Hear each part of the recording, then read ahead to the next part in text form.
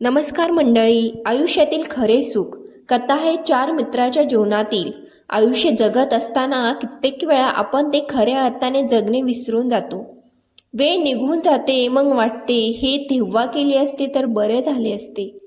तसेच या वयात बहुतेक जणांना सवय असते तुलना करण्याची, आपल्यापेक्षा इतरांना कमी लेखण्याची. ही कथा अशीच आहे. सततची तुलना आणि नको त्या अपेक्षा जीवनातील आनंद कसा हिरावून घेतात व कुणालाही कमी लेखण्याचा आपल्यास कोणताच अधिकार नसतो, हे सांगण्याचा या कथेतून प्रयत्न केला आहे. ही कथा आहे एकाच वर्गात शिकणाऱ्या पदवीच्या 4 मुलांची. विजय, मनीष, आदित्य, सुहास. त्यातले विजय आणि आदित्य, सुहास हे 3 खूप छान मित्र आणि चौथा मनीष नावाचा मित्र. यांचं कारण असं त्याचं फारसं जमायचं नाही. तिघा मित्रांचा आयुष्याला बघण्याचा दृष्टिकोन अगदी वेगळा होता आणि या उलट मनीष होता. त्याच्यासाठी वर्गात टॉप करणं खूप महत्त्वाचं म्हणून तो सतत अभ्यासात गुंतलेला असे. असं समजा की बाहेरील जगात काय चाललंय या सर्वांशी त्याचा कुठलाच एकमात्र संबंध नाही. आणि बाकी तिघे हुशार नव्हते किंवा अभ्यास करत नव्हते असे मुळीच नव्हते. ते सर्वच गोष्टीसाठी वेळ काढायचे, मग ती त्यांची मैत्री असो किंवा त्यांची आवड असो. जीवनाला बघण्याचा त्यांचा दृष्टिकोन जरा वेगळाच होता. आयुष्य हे एकदाच भेटते, मग ते हवं तसंच जगायचं हवं. आनंद आणि खरा आनंद यातही तफावत आहे. आयुष्यात खरा आनंद भेटला की जगायची मज्जाच काही वेगळी असते, असे सुहासचे मत. त्याला सहमत असे विजय आणि अभि होते. मनीषने अभियांत्रिकी पदवीत सलग 4 वर्ष पहिला येण्याचा मान मिळवला होता. याचाच कुठेतरी त्याला गर्व झाल्यासारखा वाटत होता. त्याला वाटत होते आपल्याला कुठेही सहजपणे चांगल्या प्रकारची नोकरी भेटूनच जाईल. परंतु असे सहज घडले नाही. त्याला नोकरी भेटत होती, परंतु त्याला हवी तशी नाही. कुठे पगार कमी तर कुठे नकार, हे त्याला पचवावा लागला. पदवीनंतरचे कित्येक दिवस तर त्याचे हवी तशी नोकरी शोधण्यातच गेले. शेवटी कंटाळून त्याने एका कंपनीला होकार दिला. तेही पगार पाहिजे तसा नव्हता, पण नंतर वाढेलच या आशेने त्याने तिथे नोकरी करण्याचे ठरवले. आता नोकरी करत असून त्याला जवळपास 1 वर्ष पूर्ण झाले होते. त्याच्या आशेनुसार त्याच्या पगारात देखील वाढ झाली होती. गेल्या या 1 वर्षात मनीष कोणाच्याच संपर्कात नव्हता. कॉलेजमधल्या बाकी मुलांशी तो जर कधी जास्त बोलतच नव्हता. पण सुहास, विजय व आदित्य तो आपले मित्र मानायचा. आज त्यांची त्याला काहीच माहिती नव्हती.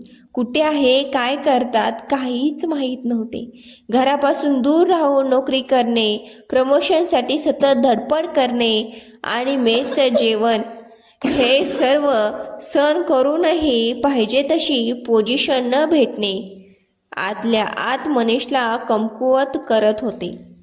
या सर्व गोष्टीचा त्याच्या मनाबरोबर शरीरावर देखील परिणाम होत होता. सततचं बैठे काम, रागात जास्त खाणं यामुळे त्याचं वजनही वाढत होतं. यामुळे त्याची चिडचिड होत असे. याचा परिणाम कामावर होत होता. त्याला समजत नव्हते आता काय करावे, कोणाला सांगावे असे. एके दिवशी रूमवर येत असताना त्याला विजय भेटतो. खूप दिवसांनी विजयला बघून आज मनीषला त्याच्याशी बोलण्याची इच्छा झाली, परंतु विजय घाईत होता. त्याने मनीषला कसा आहेस, काय करतो अशी थोडीफार विचारपूस केली व निघाला. मनीषने तो जात असताना स्वतःहून त्याचा मोबाईल नंबर मागितला. रविवारचा दिवस होता. मनीष रूममध्ये सकाळचे 11 वाजले तरी झोपलाच होता. त्याला उठावे असे वाटतच नव्हते. रोजच्या एकट्या जेवणाचा आता त्याला कंटाळा आला होता. त्याला कळत नव्हते काय करावे. घरी सांगावे तर आई उगाच जीवाला घोट लावून बसेल. बाकी हक्काचे असे कोणीच नव्हते जिथे तो आपल्या व्यर्था मांडू शकेल. झोपेतून उठल्यावर नाश्ता वगैरे सर्व झाल्यावर मोबाईल बघताना मनीषला विजयची आठवण झाली. त्याने लगेच त्याला फोन केला. फोनवर बोलत असताना त्याला आदी, सुहास आणि विजय हे तिघे आजही एकत्र आहेत, आपण आहोत त्याचं शहरात असे कळले. आदी व सुहासचे आईबाबा देखील त्यांना भेटायला आले आहेत व विजय तर आईजवळच राहतो. विजयचा बाबा लहानपणीच त्याला सोडून गेले होते. विजयने आज मनीषला सायंकाळी भेटण्यास सांगितले.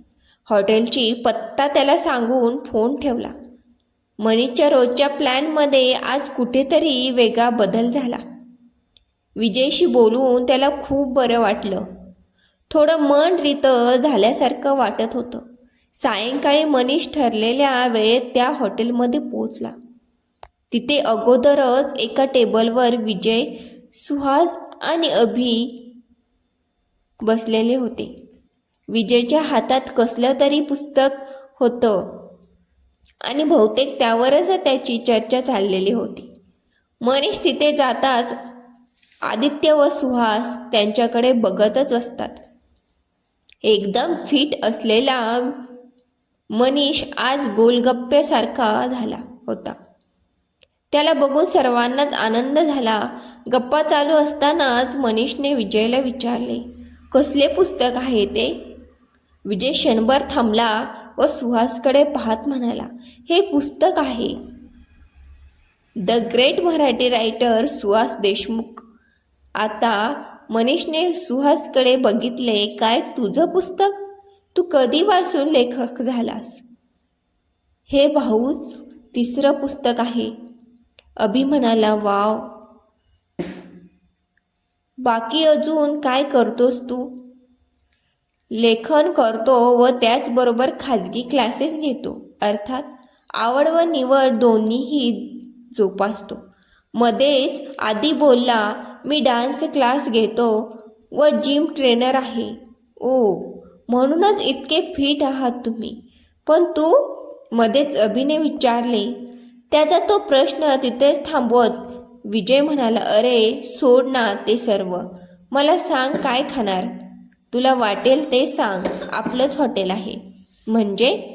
मनीषने विचारले. अरे हे हॉटेल आपल्या विजयचे. ते आलिशान हॉटेल विजयचं आहे. ऐकल्यावर तर मनीषला धक्काच बसला. तितक्यात विजय सर, आज गायन ऐकायला भेटेल की नाही, असे एका 15 ते 16 वर्षाच्या मुलाने विचारले. हो नक्कीच. इतके म्हणून विजयने आपलं गिटार घेऊन गायनास सुरुवात केली. हे सर्व बघून मनीषला वाटलं, आपण चूक केली इथे येऊन. यांचं हेच कौतुक बघायला यांनी मला इथे बोलवलं. मी वेडा आलो लगेच. मनीषने कसा तरी थोडाफार नाश्ता केला व तिथून काढता पाय घेतला. सर्वांना भेटल्यानंतर मनीषला जास्त त्रास होऊ लागला. कुठेतरी त्याला वाटू लागले, आपले ते मित्र खूप आनंदी आहे. आज ते आरामात जगतात आणि आपण फक्त एका भाड्याच्या बैलाप्रमाणे जीवन व्यतिरिक्त करतोय. या सर्व विचारात त्यांची प्रकृती ढासळली व त्याला हॉस्पिटलमध्ये भरती केले.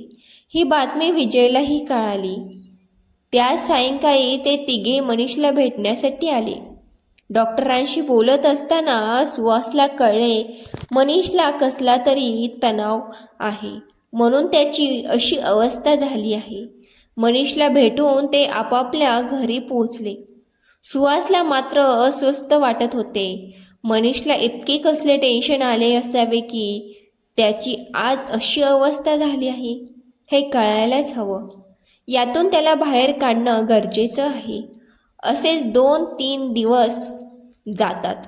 मनीष आता बरा आहे समजता सुहास त्याच्या रूमवर त्याला भेटायला गेला. कसा आहेस वगैरे अशी विचारपूस झाल्यावर काही वेळ दोघेही शांत बसले. मग सुहासनेच विचारलं, मनीष, तुला एक विचारू? मनीषने होकारार्थी मान हलवली.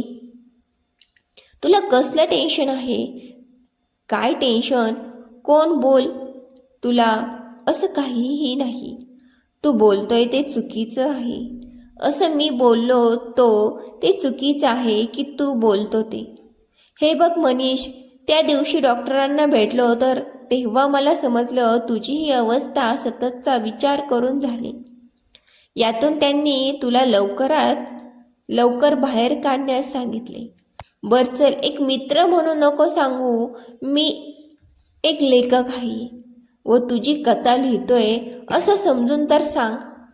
मनीष क्षणभर थांबला, एक मोठा श्वास घेतला व बोलू लागला. मला काही कळत नाही बघ, काय चालू आहे आयुष्यात. खूप मोठी स्वप्न बघितली होती, परंतु आज ती पूर्ण होण्यास पुढे कमी पडतो ते समजत नाही. नको त्या नोकरीस चिटकून बसलो आहे. फक्त कारचे व फ्लॅटचे हप्ते भरावे लागतात म्हणून आयुष्यात आई वडील सोडले तर हक्काचे असे कुणीच नाही. हे सर्व त्यांनाही सांगू शकत नाही, कारण आई उगाच जीवाला घोर लावत बसेल. कंटाळा आला आता मला सर्व गोष्टीचा. आता वाटते हे असेच होणार होते तर कॉलेजमध्ये का रात्र दिवस अभ्यास केला, तुमच्यासारखी मज्जा का नाही केली. माझ्याच आयुष्यात हे सर्व का. हे सर्व बोलताना मनीषच्या डोळ्यात पाणी आलं होतं. आता मनीष शांत झाला. थोडा वेळ सुहास पण शांत बसला.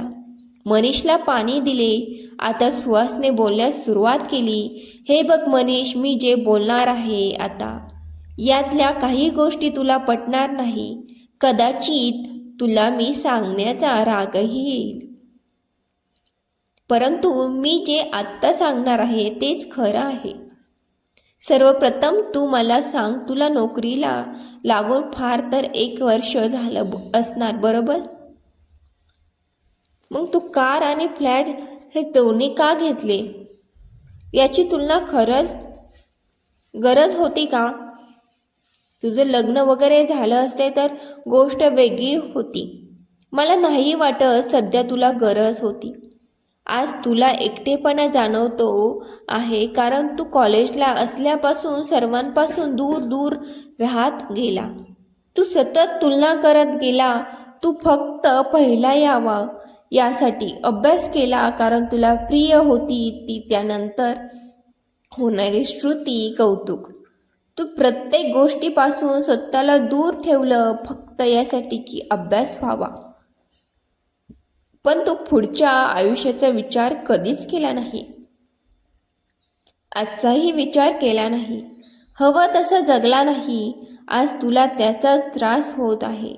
कदाचित तुझ्या कंपनीत असेही लोक असतील की जी तुझ्यापेक्षा कमी शिकलेली असतील व आज एका चांगल्या पोझिशनवर असतील. तू माझ्याशी त्यांच्याशी स्वतःची तुलना करत असशील. तुला मी चांगला ओळखतो. तुला मनीष, एखाद्या विषयात दुसऱ्याला 1 मार्क्स जरी जास्त पडला तरी तुला वाईट वाटायचं. हे असं वागून तू फक्त स्वतःला त्रास करून घेत आलास. तुलना असली तरी ती स्वतःशीच हवी. तुझा मीपणा आजही तुला सोडण्याचं नाव घेत नाही. किंबहुना तूच त्याला चिटकून बसलेला आहेस. तुझा गर्व आज नक्कीच कमी झाला आहे, परंतु तुझा मीपणा आजही जिवंत आहे. तो सोड. जरा इतर पुस्तके वाच. तेही शक्य नसेल तर लोकांना वाचायला शिक. कोणतीही पदवी ही नोकरी भेटण्यापुरती मर्यादित असते. खरी दुनियादारी ही अनुभवातून, लोकांकडून, वाचनातून शिकायला मिळते. तुला आठवते का मनीष, एकदा तू एक गणिताचं समीकरण सोडवत होता. ते तुला सुटत नव्हते. तेच समीकरण विजयने काही क्षणात तुला सोडवून दिले होते. त्यावेळेस तू बोलला होता, हुशार आहेस पण तू अभ्यास करत नाहीस. नको त्या गोष्टीत वेळ वाया घालवत आहे. तुला माहिती आहे, विजयसाठी कॉलेजमध्ये पहिलं येणं काहीच अवघड नव्हतं, कारण त्याची गणितावरची पकड कमालीची आहे. परंतु त्याला वेळेचे बंधन होते. दिवसभर आपल्यासोबत कॉलेज करून कॉलेजनंतरच्या वेळेत तो एका हॉटेलमध्ये काम करायचा. तुला इतके माहीतच असेल, त्याचे बाबा तो लहान असतानाच गेले होते आणि त्याची घरची परिस्थिती इतकी चांगली नव्हती, म्हणून त्याला ते करणे भाग होते. बाकी आधीलाही मेडिकलला जायचे होते, हेही तुला माहीत नसणार. त्याला ही काही कारणांनी 12वीला मार्क्स कमी पडले, नंतर डोनेशन न झेपणारे होते, म्हणून त्याला अभियांत्रिकी क्षेत्रात कुठलाच रस नव्हता. आणि उरलो मी. माझं आधीपासून ठरलेलं होतं एक लेखक बनायचं. ते नाहीच शक्य झालं तर गावी जाऊन शेती करायची. त्यात मला कुठलाच कमीपणा नव्हता. या उलट तुझं आहे, तू स्वतःला ओळखलंच नाहीस बस. चांगले मार्क्स तुमच्याकडे आहे म्हणजे तुम्हाला चांगली नोकरी भेटलंच असे नाही. मार्क्स फक्त एखाद्या चांगल्या कॉलेजला प्रवेश घेण्यास कामी येतात. नंतर त्यांना कुणीच विचारत नाही. मी असं म्हणत नाही की तू चुकीचे केले, परंतु तू एकच गोष्ट धरून बसला. तू कॉलेज जीवन जगायचं विसरला. तू दोन्ही गोष्टी सहज करू शकत होता, परंतु नाही, तू कधीच आमच्यात जास्त राहिला नाही. कारण तुला आम्ही नको तिथे वेळ वाया घालतो असं वाटायचं. खरं म्हणजे तू नंतर मला कुणाचीच गरज नाही असं वागू लागला. थोडक्यात मीपणा तुझ्यात वाढत गेला. तू कधीही स्वतःला जाणून घेतले नाही, स्वतःची आवड छंद जोपासले नाही. हेच कारण आहे आज तुला आयुष्य कंटाळवाणे वाटत आहे.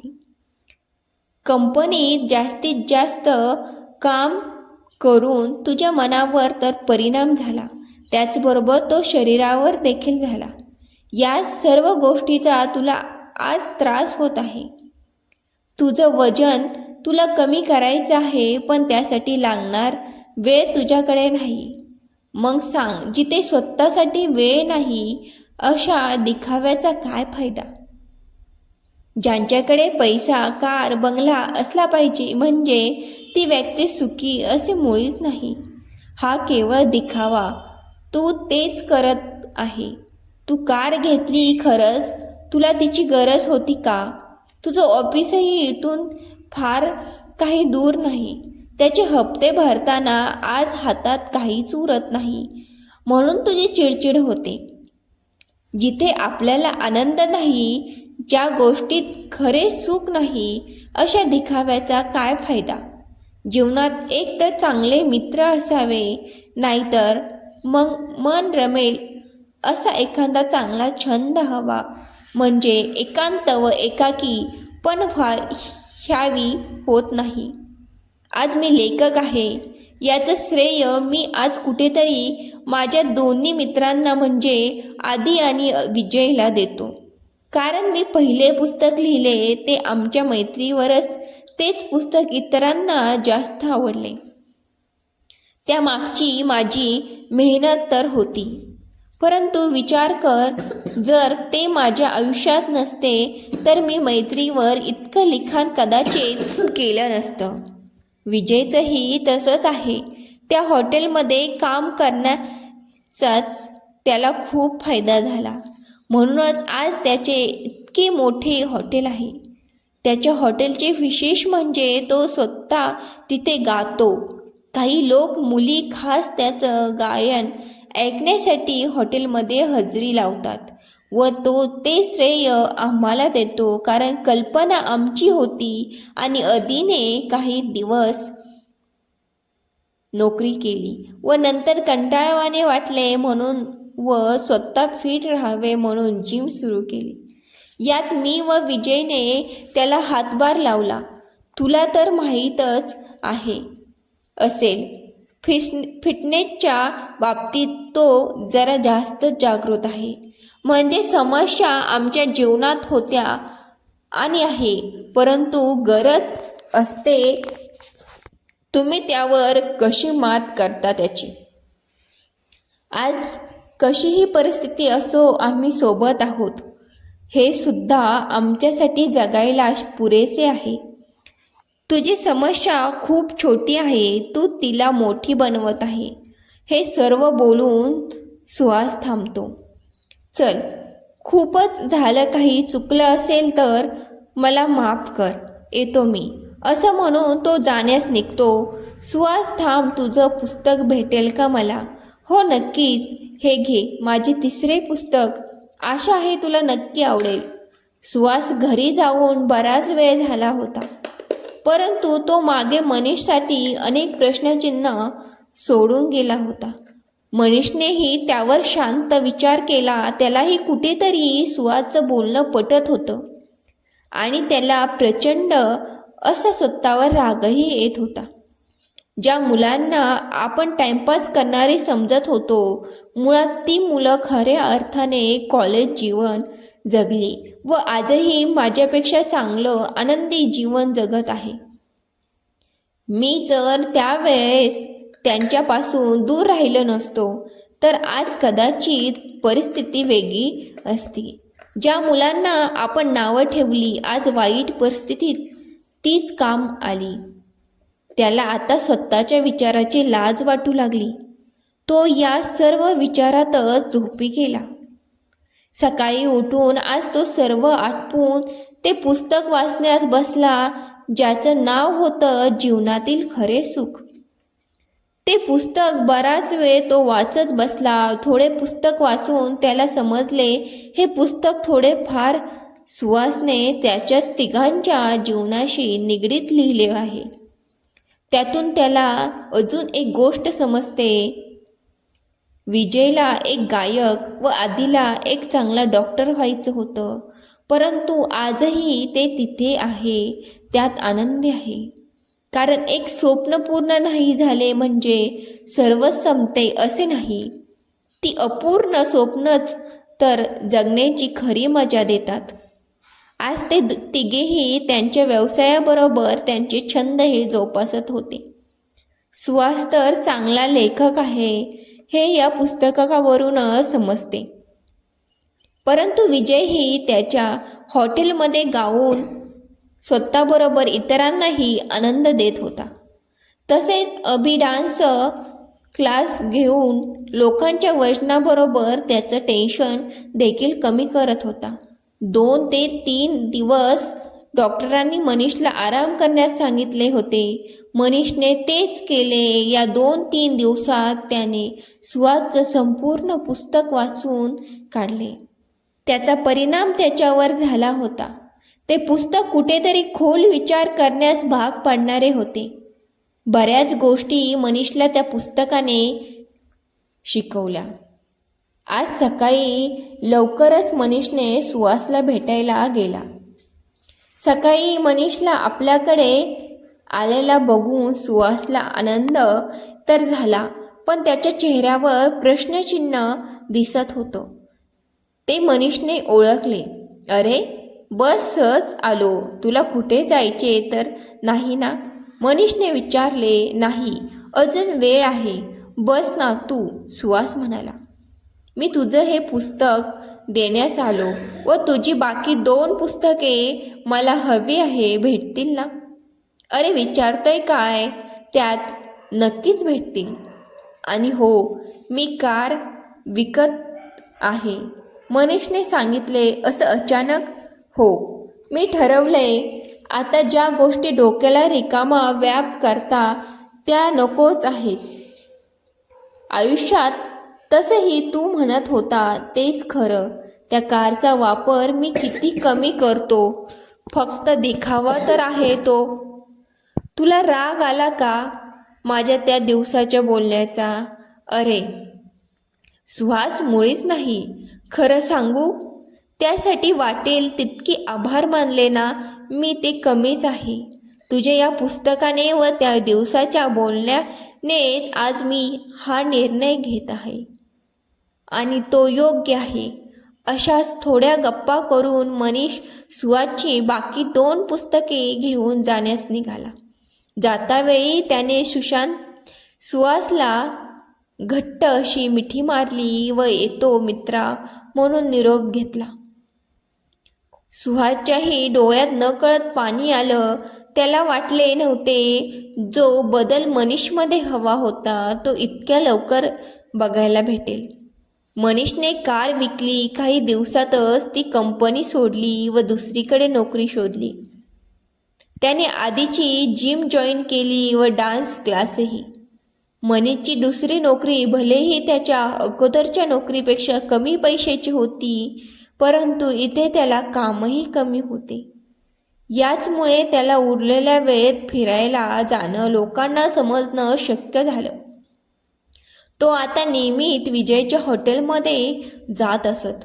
मनीष आता त्याचा चांगला मित्र झाला होता. चौघे रोज हॉटेलमध्ये भेटायचे. एकमेकांच्या सुखदुःखाबरोबर बऱ्याच गोष्टीची देवाणघेवाण व्हायची. काहीच दिवसानंतर मनीषमध्ये खूप असा बदल झाला होता. जे झालं त्याचं पश्चाताप करणं सोडून तो प्रत्येक क्षण भरभरून जगत होता आणि पुढेही जगणार होता. या कथेतून सांगण्याचं तात्पर्य, जीवनात दुसऱ्यांशी तुलना करणे समाधान, आनंद हिरावून घेते.